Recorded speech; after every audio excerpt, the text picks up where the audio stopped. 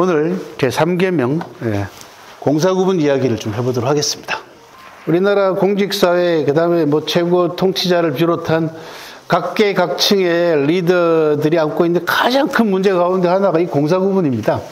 공과 사가 구별이 되지 않아가지고 사사로운 이익을 꾀하기 위해서 공적인 일까지 다 끌어들여서 탐욕을 채우는 이런 현상들이 비일비재하게 벌어지고 있고 지금도 또 만연합니다. 그래서 이 공사구분의 정신을 어떻게 또 그 자세를 어떻게 확실하게 확립시키느냐의 문제죠.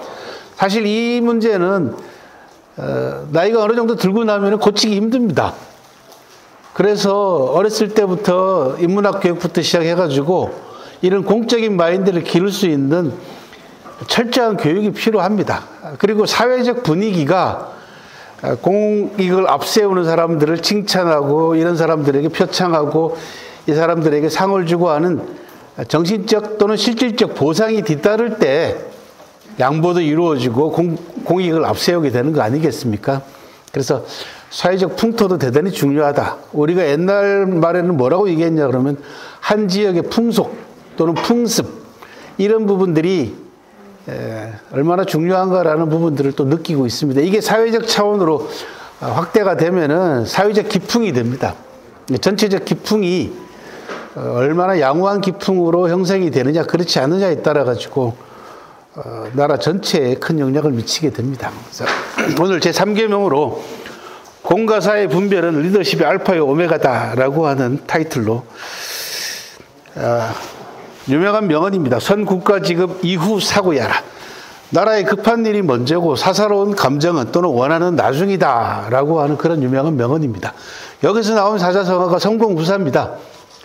옛날에는 경찰서 앞에도 성공후사 쓰여져 있었고 관공서에도 꽤 많이 성공후사라고 하는 네 글자가 쓰여져 있었는데 요즘은 거의 찾아보기 힘듭니다. 요 성공후사하고 얽힌 이야기는 연파 인상열전에 나오는 유명한 일화들이 두 가지가 있습니다. 그 가운데 하나, 말단 세금 징수원이었던 조사라는 사람이 조나라의 유력자인 평원군 이 사람이 왕 못지않은 권력을 누렸어요. 근데 세금을 내지 않아. 세금을 내지 않았던 건지 미뤘던 건지는 모르겠는데 이 말단 세금 징수원인 조사가 평원군의 지배에서 일하고 있는 9명을 처형을 해버립니다. 돈 안 낸 걸로, 세금을 안 냈다고 해서. 그랬더니 평원군이 화가 나가지고 조사를 잡아다가 네가 내 식객들을 또는 내 사람들을 9명씩이나 죽이다니 내가 너를 그냥 두지 않겠다. 이렇게 이야기를 합니다. 그랬더니 조사가 평원군에게 이렇게 얘기를 합니다. 이 대목은 여러분들하고 저하고 같이 한번 읽어보도록 하겠습니다. 소리 내서. 지금부터 당신은부터 시작합니다. 시작. 당신은 조나라의 기공자입니다. 그런 당신의 집을 그대로 두고 세금을 내지 않게 한다면 법이 피해를 입게 됩니다. 법이 침범을 당하면 나라가 약해집니다. 나라가 약해지면 제후들이 시비를 걸어올 것입니다. 제후들이 싸움을 걸어오면 나라가 없어질지도 모릅니다. 그렇게 되면 당신이 부귀를 누릴 수 있겠습니까? 당신이 귀한 존재임에도 불구하고 법에 따라 나라에 세금을 낸다면 위아래 모두가 평안해집니다. 위아래가 평안해지면 나라가 강해집니다. 나라가 강해지면 조나라는 튼튼해집니다. 당신은 귀한 권력자입니다. 천하인들 어찌 당신을 가볍게 여길 수 있겠습니까? 논리 정연하죠, 그죠? 예. 법이 피해를 입게 되면은 나라가 약해집니다. 예. 사사로운 이익을 꾀하게 되면은 결국 내가 약해지면은 상대편이 나를 얕보게 되고 결국은 내가 상대편에게 침탈을 당하게 된다 그런 얘기죠. 나라가 없어지면 네가 무슨 의미가 있겠냐라고 하는 그런 의미입니다. 오늘날 적용해도 하나도 이상할 게 없는 명문장입니다. 우리는 사실 끊임없이 공과 사의 경계선상에서 선택을 강요받으면서 살고 있습니다. 요거 인간의 감정이라는 게 인성의 약점이라는 게 있어가지고 웬만하면 나하고 가까운 사람하고 그죠? 나의 친인척을 비롯해서 나하고 관계가 있는 사람 쪽으로 기울게 마련입니다. 그 경계선상에서 어떤 선택을 하느냐가 결국은 가장 리더십을 기르는 경계이기도 하고 또 그것 때문에 한 사람의 인격과 자질이 평가를 받게 됩니다. 그래서 리더의 판단이나 결정에 사심이나 사욕이 개입되면은 그 악영향은 조직의 크기에 비례해서 커지기 때문에 그렇지 않습니까? 그죠? 나라의 최고 통치자가 공사 구분이 안 되면은 우리가 겪었던 이런 상황을 겪게 되는 것이고 조직이 크면 클수록 그 피해도 커집니다. 그래서 공사 구분은 철저한 훈련을 통해서 체질화시키지 않으면 안 되겠다 그런 생각을 해봅니다. 폐사 입공, 사사로움을 없애고 공익을 앞세워라 라고 하는 폐사 입공고, 요임금이 순임금한테 임금 자리를 양보합니다. 요수는 들어보셨죠, 여러분들?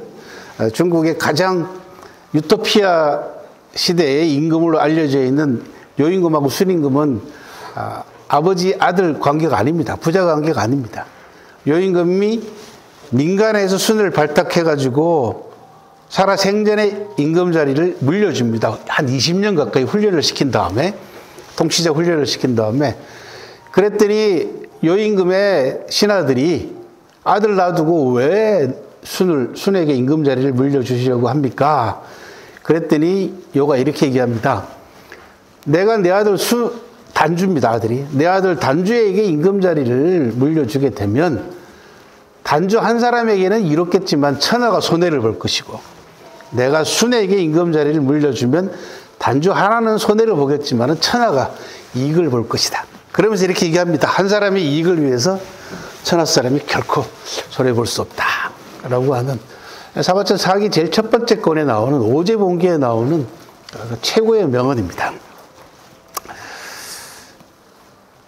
IBM 창업자인 토마스 왓슨은 이렇게 얘기합니다. 나는 내가 싫어하는 사람을 승진시키는 걸 주저하지 않았다. 오히려 정말 뭐가 사실인지를 말하는 반항적이고 고집센 거의 참을 수 없는 타입의 사람들을 항상 고대했다. 만약 우리에게 그런 사람들이 충분히 많고 우리에게 이들을 참아낼 인내가 있다면 그 기업에 한계란 없다. 직언하는 사람을 옆에다 둔다는 것, 이거 대단히 행운입니다. 근데 이 가부장적인 사고방식이 아직도 깊게 배어있는 동양사회에서, 특히 우리나라 같은 데에서, 조직에서 아랫사람이 윗사람에게 직언한다는 것, 돌직구 날리는 건 결코 쉽지 않습니다. 리더가 끊임없이 그런 직언을 스스로 듣기 위해서 노력하고 길을 열어놓고 한쪽 말만 듣지 않고 겸청하는 거죠. 두루두루 들을 수 있는 그런 마인드를 갖추지 못하면은 사실 아랫사람이 윗사람에게 직언하기는 결코 쉽지 않습니다. 우리 조직에 있어서는 이제 이런 직언해 줄 수 있는 사람들을 이제 요구하는 그런 리더십을 장착해야 되겠다. 그런 이야기입니다.